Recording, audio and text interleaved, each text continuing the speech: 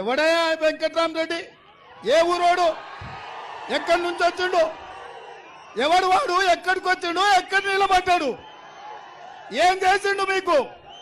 ఏం తెచ్చిండు మీకు? మల్లన్న సాగర్లో ముంచినోడు కాదా? రంగనాయక సాగర్లో మిమ్మల్ని పాత రేసినోడు కాదా?